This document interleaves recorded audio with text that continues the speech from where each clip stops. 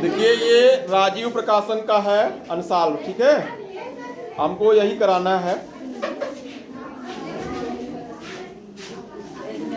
तो कुछ आपको प्रश्न देंगे और जो प्रश्न नहीं आएंगे उसको हम खुद से कराएंगे, ठीक है।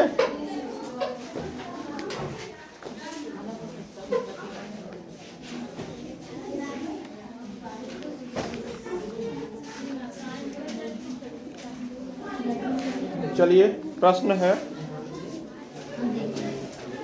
निम्नलिखित में कौन सी धातु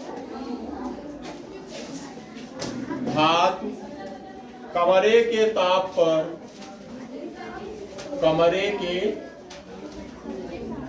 पर ठोस अवस्था में नहीं होती है। अब ऑप्शन सुनिएगा। ए है मैग्नीशियम, क्या? मैग्नीशियम। ए है मैग्नीशियम, बी है मरकरी, बी क्या है? मरकरी। और सी है कॉपर, क्या है? और डी है एल्यूमिनियम, क्या है? एल्यूमिनियम, ठीक है।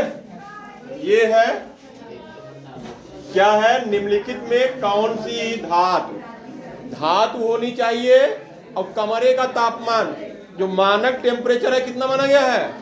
25 डिग्री सेल्सियस। कितना माना गया है? 25 डिग्री सेल्सियस। कमरे के ताप पर ठोस अवस्था में नहीं होती है। क्या है भैया? मैग्नीशियम, ऑप्शन है मरकरी, कॉपर और एल्यूमिनियम। ध्यान दीजिए, कॉपर ये आप देखते हैं वायर वगैरह लगते हैं, इसे देखिए कमरे में लगे हैं जो वायर है ना, ये कॉपर के हैं, ठीक है। अब एल्यूमिनियम हो गया भैया, देखिए एल्यूमिनियम के तार आते हैं, जो बड़े केबल आते हैं, वो इसमें एल्यूमिनियम का अंश होता है। आजकल बर्तन भी आने लगे हैं एल्यूमिनियम के। ये सब क्या है?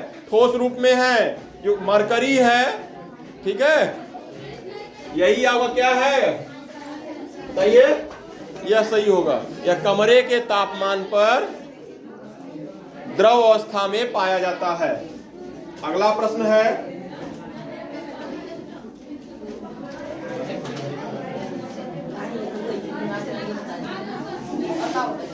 दूसरा प्रश्न है, अम्ल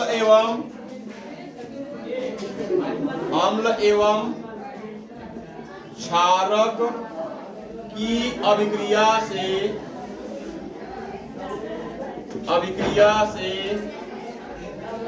प्राप्त होता है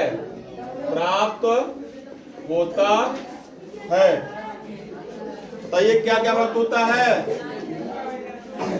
हाँ बताइए भैया, खुशी आप बताइए। लवण प्राप्त होता है। ऑप्शन सुन लीजिए पहले। पहला ऑप्शन है हाइड्रोजन। पहला ऑप्शन क्या है? हाइड्रोजन। एक लोग देखिए इसको उठा लीजिए। दूसरा ऑप्शन है ऑक्सीजन। दूसरा ऑप्शन है ऑक्सीजन। तीसरा ऑप्शन है क्लोरीन। और चौथा ऑप्शन है लवण तथा जल। समझ में आया? बातें न करिए, सुनिए ध्यान। पहला ऑप्शन क्या है? हाइड्रोजन, दूसरा ऑक्सीजन, तीसरा क्लोरीन और चौथा लवण तथा जल।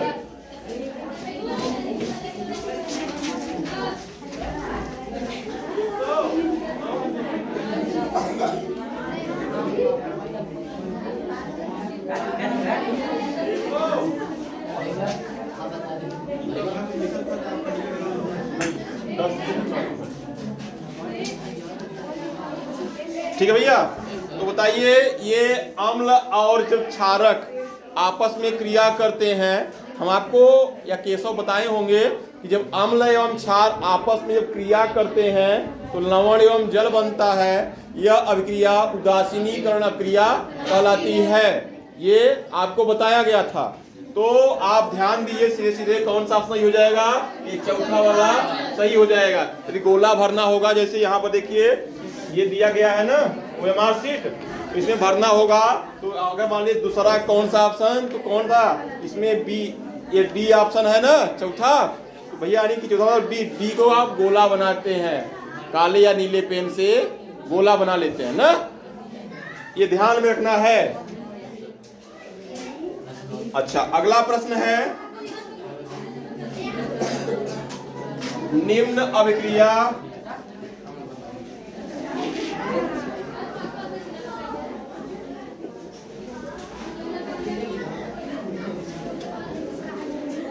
उदाहरण है। ध्यान दीजिए भैया, पहले आप क्रिया सुन लीजिए, देख लीजिए। कैल्शियम कार्बोनेट है, इसको हमने गर्म किया तो ये कैल्शियम ऑक्साइड और कार्बन डाइऑक्साइड के रूप में विभाजित हो गया। अब ऑप्शन ध्यानपूर्वक सुनिएगा। विस्थापन अभिक्रिया का, विस्थापन अभिक्रिया का,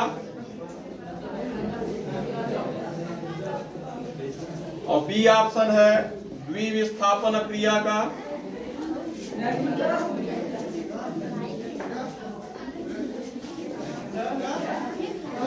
सी ऑप्शन है अपघटन अभिक्रिया का।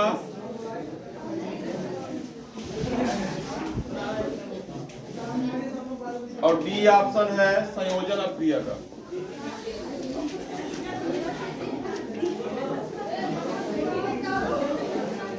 ठीक है। अब ध्यान पूर्वक पहले हम समीकरण को देखेंगे। समीकरण क्या है? एक यौगिक है, वो टूट करके दो अलग अलग यौगिकों में विभाजित हो रहा है कि नहीं? एक पूरा सम्मा है, भरपेट एकदम, ठीक। अब क्या हो रहा है? ये दो अलग अलग में विभाजित हो रहा है। एक लकड़ी का टुकड़ा था, उसे क्या कर दिया गया? अलग अलग कर दिया गया, यानी विखंडित कर दिया गया, यानी तोड़ दिया गया। इसमें भैया बताइए कौन सा टूटने वाला है अभिक्रिया? ये अपघटन अभिक्रिया। विस्थापन अभिक्रिया में क्या होता है? एक आता है, दूसरे को उसके स्थान से हटा करके स्वयं उसके स्थान बैठ जाते। जैसे दीवान जी आए, कहे चलो हटा रितेश को, ठीक है, और इनके स्थान पे खुद आ गए। ठीक है, बलशाली है भाई दीवान जी, हाँ, प्रशासन का पावर है तो उनको हटा दिया। तो ये होता है विस्थापन अभिक्रिया। कौन सी क्रिया होती है? विस्थापन। फिर होता है द्विविस्थापन, वही विस्थापन का प्रकार है द्विविस्थापन। ठीक है। अब आता है अपघटन अभिक्रिया। अपघटन में टूटना, विखंडन, अलगाव, तो ये ही है ये। अब फिर संयोजन। संयोजन मतलब होता है जोड़, ठीक है, जुड़ करके काम कर लेते हैं। जैसे मान लीजिए कोई अकेला व्यक्ति है, वो अकेला कार्य नहीं कर पा रहा है, दो लोग मिल गए तो आपका कार्य कर पाए। ठीक है। अच्छा, कौन सा आपके सही होगा? अपघटन। अगला है चौथा क्वेश्चन, श्रृंखलन का गुण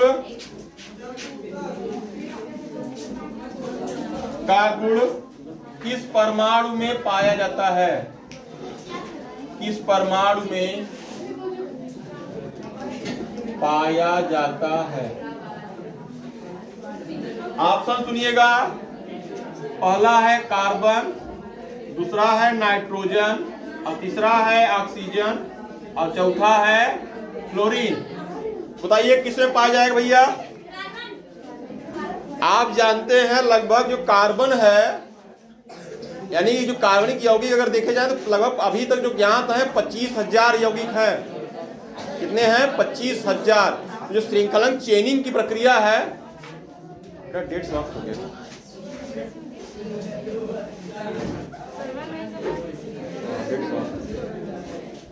देख लिया जाएगा।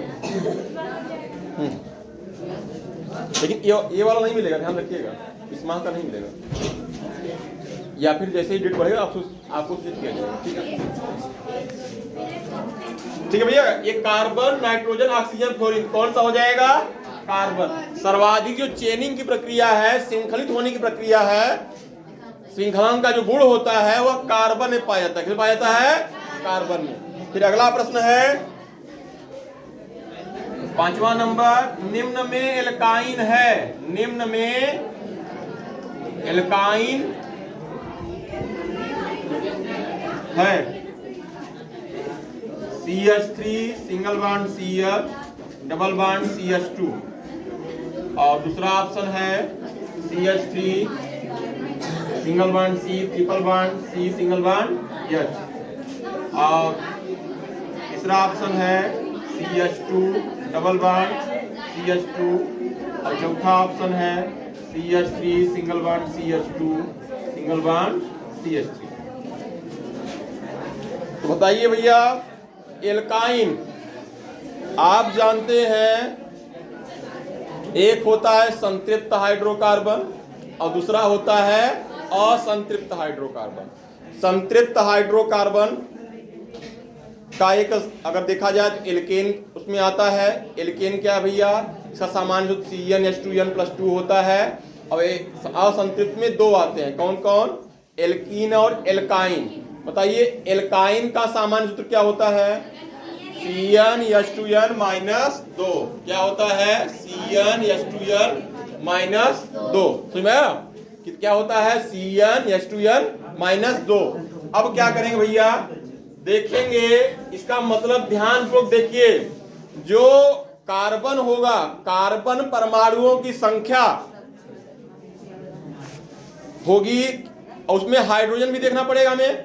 तो जो जैसे मान लीजिए कार्बन परमाणु संख्या 4 है तो हाइड्रोजन का की जो संख्या होगी वह दुगुने से 2 कम, कार्बन का दुगुना हाइड्रोजन से 2 कम।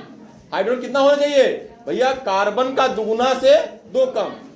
तो भैया देखिए इसमें कौन सा ऐसा ये है ऑप्शन जिसमें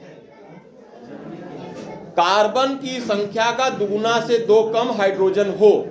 बताइए, इसमें 1 2 3 कार्बन है और हाइड्रोजन संख्या कितनी है, देखिए 2 और 1 3 और 3 6, यानी कार्बन के ठीक दुगुना है हाइड्रोजन। तब यह होगा, यह कदापि नहीं होगा। अब दूसरा ऑप्शन चेक करेंगे, कार्बन संख्या कितनी है, 1 2 3, कितने हैं 3। अच्छा हाइड्रोजन देखिए 3 और 1 4, ये कुछ दिख रहा है भैया, क्या हो रहा है, लेकिन कार्बन संख्या कितनी है 3 और हाइड्रोजन कितनी है 4, यानी दुगुना से 2 कम, ये कुछ दिख रहा है। और भी ऑप्शन चेक कर लेते हैं। इसमें देखिए कार्बन की संख्या कितनी है, 1 1 2 और हाइड्रोजन की 2 2 2 4 हो गया। तो भैया ये होगा, नहीं होगा। क्यों, क्योंकि भैया कार्बन की संख्या का ठीक दुगुना क्या है, हाइड्रोजन है, इसलिए यह नहीं होगा।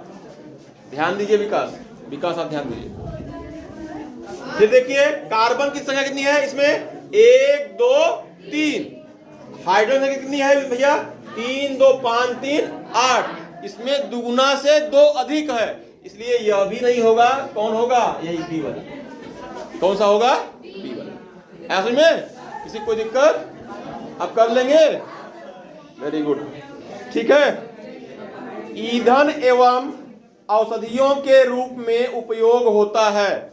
ईंधन एवं, अगला प्रश्न है, ध्यान सुनिएगा, ईंधन एवं औषधियों के रूप में उपयोग होता है। ईंधन एवं औषधियों के रूप में उपयोग होता है। क्या उपयोग होता है, आप सुनिएगा, एथेनॉल, एथेन, एथेनोइक अम्ल और प्रोपेन।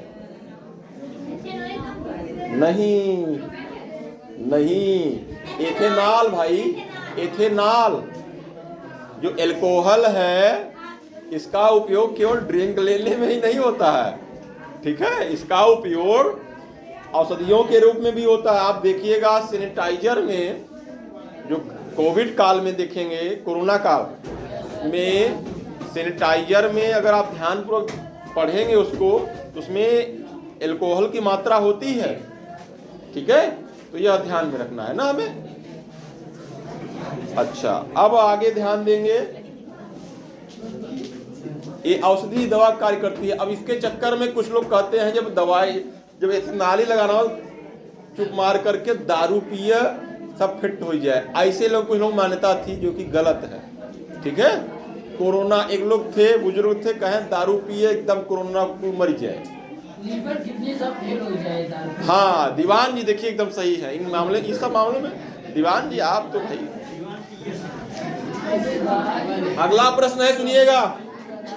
गुर्दे की इकाई जो उत्सर्जन की प्रक्रिया में भाग लेती है ऑप्शन सुनिए। तंत्रिका, न्यूरॉन, वृक्काणु, नेफ्रॉन, साइटॉन और न्यूटॉन। साइटॉन न्यूटॉन होना नहीं है, वृक्काणु नेफ्रॉन होना नहीं है, कौन सा होगा भैया? तंत्रिका, जिसे हम, ठीक है भैया, तो कौन सा होगा भैया बताइए? बी वाला ऑप्शन, वृक्काणु या नेफ्रॉन जिसे कहते हैं वही होगा, उत्सर्जन की प्रक्रिया में भाग लेती है। ठीक है, अगला है, पौधों में जाइलम किसके लिए उत्तरदायी है बताइए? बताइए, जल का परिवहन जो होता है, जल का वहन होता है, उसके लिए कौन उत्तरदायी है? जाइलम उत्तरदायी है। अगला, स्वपोषी पोषण के लिए आवश्यकता होती है, बताइए किसकी आवश्यकता होती है? एक तो कार्बन डाइऑक्साइड जरूरी है, दूसरा क्लोरोफिल, पर्णहरित जो क्लोरोफिल होता है, इसकी वजह से क्या होते हैं? पौधे हरे होते हैं, जो पत्तियां उसकी होती हैं वो हरी होती हैं। फिर सूर्य का प्रकाश, भाई जानते हैं विटामिन डी बिना कुछ होने वाला है नहीं। ठीक है, तो ऑप्शन क्या होगा भैया? इनमें से सभी। ये चार ऑप्शन थे, इनमें से सभी। अगला है, ऑक्सीजन की उपस्थिति में, क्या ऑक्सीजन की उपस्थिति में पाइरूवेट का ऑक्सीकरण कोशिका के किस भाग में होता है? ऑक्सीजन की उपस्थिति में पाइरूवेट का ऑक्सीकरण कोशिका के किस भाग में होता है? ऑप्शन सुनिएगा। कोशिका द्रव्य, केंद्रक, माइटोकॉन्ड्रिया, अंतःद्रव्यी जालिका। क्या होगा भैया? माइटोकॉन्ड्रिया होना चाहिए संभवतः, सही तो है, माइटोकॉन्ड्रिया ही होगा। अगला है, मेंडल ने अपना प्रयोग किया था, ऑप्शन सुनिएगा। वंशागत गुणों के अध्ययन के लिए, वंशागत गुणों के अध्ययन के लिए। दूसरा ऑप्शन है, मटर के उत्पादन के लिए, चावल के उत्पादन के लिए और गेहूं के उत्पादन के लिए।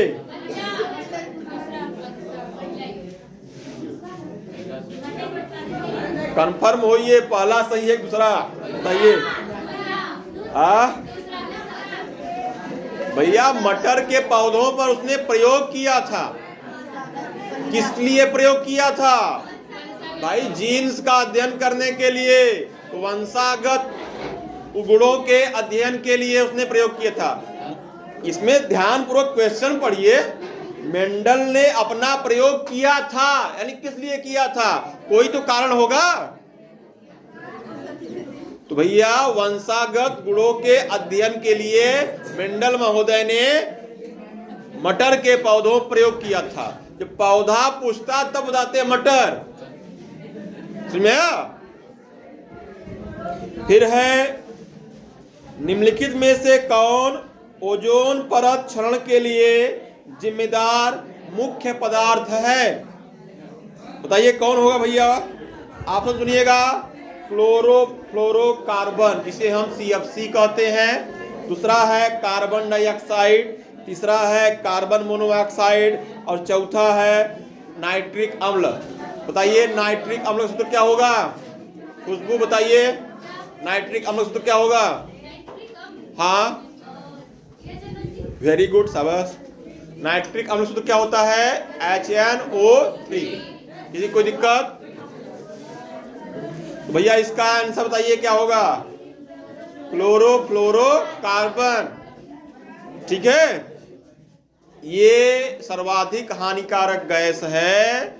इसी के द्वारा जो आप देखेंगे ओजोन लेयर है हमारी, उसमें छिद्र हो रहा है, और जब वह पतला हो जाएगा, उसकी मोटाई कम हो जाएगी, तो जो हानिकारक पराबैंगनी किरणें हैं वो डायरेक्ट पृथ्वी पर आएंगी, जिससे त्वचा रोग, विशेष तौर पर कैंसर, त्वचा से संबंधित जो कैंसर है वह बहुत तेजी से वृद्धि होगी। और आप जानते हैं अभी भी कैंसर का सही तरीके से इलाज ढूंढा नहीं गया है। कैंसर जिसको हो गया समझ लीजिए भैया भगवान मालिक है, ये ध्यान रखिए, ऐसा कहा जाता है। ठीक है, तो हमें कोशिश यह करनी चाहिए कि भैया फ्रिज या एसी का उपयोग कम से कम करें। हालांकि हमारे घर खुद ही एसी हो गया है मना करने के बावजूद। ठीक है, अगला है, निम्न में से कौन आहार श्रृंखला का निर्माण करते हैं? ऑप्शन सुनिए, घास, गेहूं तथा आम। दूसरा ऑप्शन है घास, बकरी तथा मानव, बकरी, गाय तथा हाथी, घास, मछली तथा हाथी। अब देखिए आहार श्रृंखला का निर्माण होता मतलब यह हुआ है कि वही निर्माण करेंगे जो एक दूसरे पर आश्रित हों। इसमें देखिए कौन किस पर आश्रित है।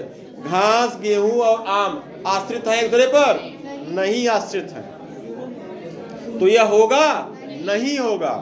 फिर घास, बकरी तथा मानव, भैया काहे नहीं होगा? अच्छा यही होगा, हाँ ठीक भैया। घास को खाया बकरी और बकरी को खाया मनई।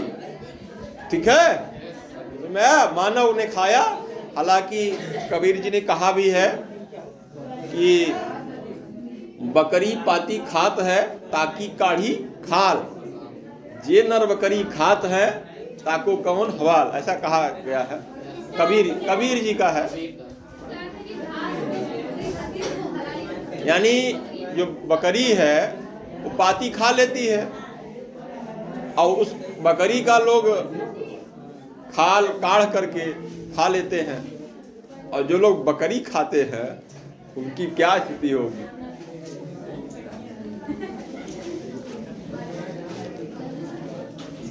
अगला है,